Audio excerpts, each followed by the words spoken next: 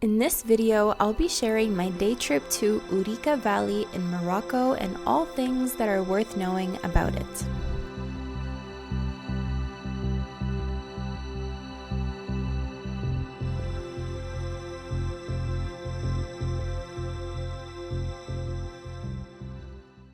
We've made it to Ourika, to the nature and mountain center of Sidi Fatma. Ourika Valley is located in a village named Sidi Fatma. It's a lush expanse of terraced fields, forested hillsides, and cascading waterfalls. It's a natural oasis just 30 kilometers south of Marrakesh. Known as the Seven Cascades, Ourika gives a good break from Medinas into nature. It's one of the most popular day trips from Marrakesh, and despite its proximity to Marrakesh, which is highly populated and is constantly explored by tourists from all over the world, it is still considered a relatively well-preserved valley. We're just arriving right now. It's a mountainous area. It's a village. During this tour, you'll follow the river at the foothills of the impressive High Atlas Mountains, a landscape like no other in Morocco. We're hiking up this trail right now by this waterfall, creating this river here, mashallah. So I'm going to share with you guys the things to see here in Ourika, the main attractions. Number 1, Sidi Fatma. It's the last small village that is accessible by road from Marrakesh and is also the starting point from where visitors normally depart to see the waterfalls and or other excursions in the area. You won't have a problem finding an English-speaking guide as soon as you arrive the hamlet. The village Sidi Fatma was named after the ascetic daughter of a well-known scholar. People remember this lady as a righteous and agreed-upon guardian of religious traditions.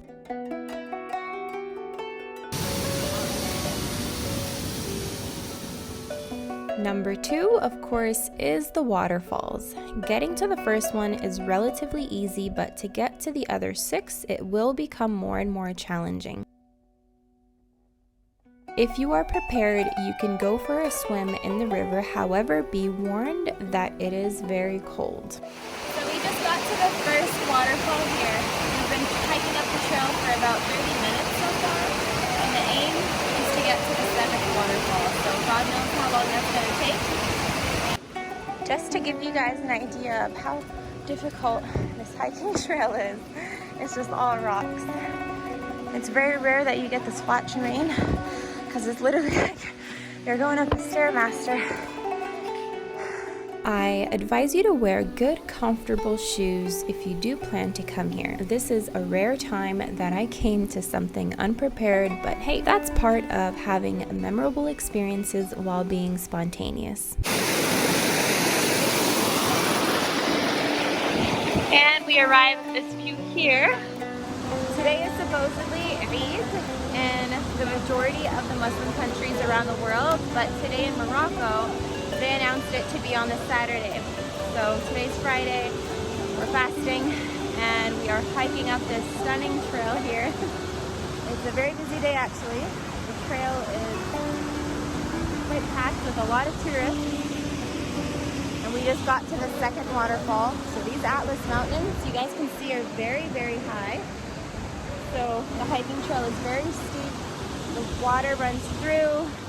I'm wearing a skirt, not a great idea. It's totally worth it, and I can't wait to reach the very peak of the mountain so I can actually capture how stunning the view will be from the very top.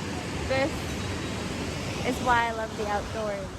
Number 3 is the traditional Amazigh house. In theory, this visit is to allow visitors to see the traditional Amazighi way of life and a typical family house in the countryside. There's someone here who will prepare you a delicious Moroccan tea with fresh mint. There's this very convenient stop at the 2nd waterfall here, and it is currently Buhur, the 2nd prayer of the day. So I'm gonna take advantage and pray up here, facing the waterfall, right in the nature. So رح أصلي صلاة الظهر وقبالي هذا المنظر الطبيعي ما شاء الله. There's this beautiful souk right in between the trees in the middle of our hiking trail. This is so incredibly unique. And lastly, the traditional markets. Now this is where the catch is, as people live here and this is their way of living and source of income. They will try and sell things to tourists such as handcrafts, designs, oil, soap, etc. I bought some freshly made almond butter, and this local was so cool that he brought accessory traditional wear of how the Amazigh women used to dress for both my mom and I, so we got a sense of how that looked.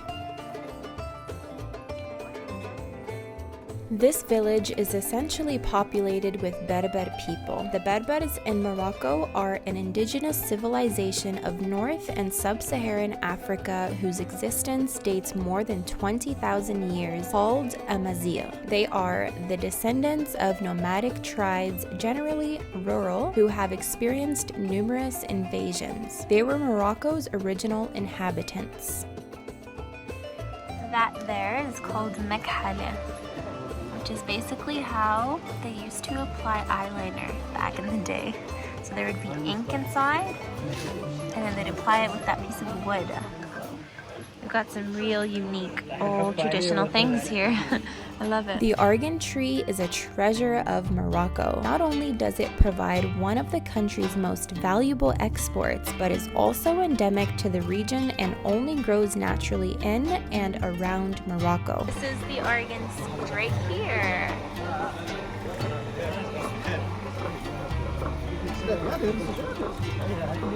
With the almonds and honey.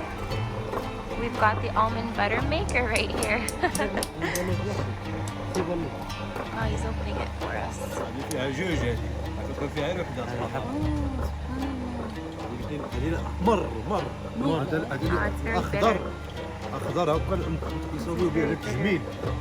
This is the argan seed.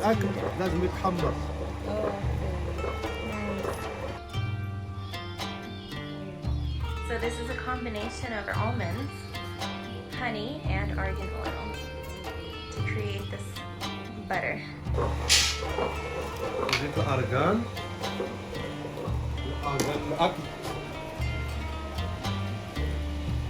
With some argan oil.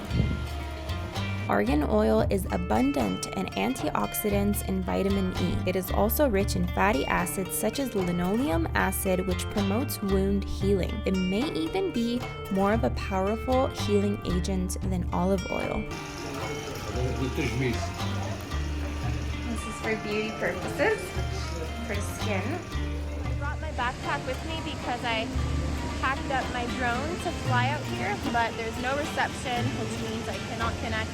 Hopefully, once we head back down, I'll be able to capture a view from the bottom. Unfortunately, not from the top. It's probably also dangerous. It's very windy the higher up you go. So, I just arrived at the 5th waterfall. It gets more and more complex the higher up you go, of course. So, I'm just going to keep it safe here and be content with this beautiful view. Subhanallah, I've gotten almost to the peak here, and look at this stunning view. MashaAllah.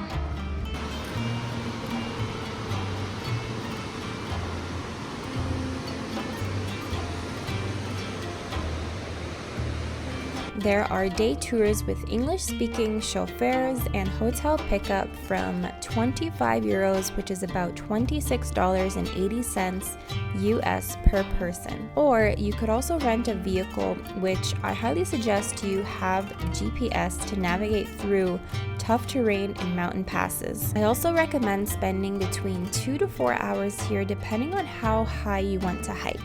What I had personally done was hire a taxi for the whole day. Keep in mind that most taxi drivers speak very little English, which to me was perfectly fine as I speak fluent Arabic such as the locals here. And this costed me around $40 US. We met up near the hotel my mom and I stayed at, and the driver was with us throughout our entire trip until he dropped us off at the same location as pickup.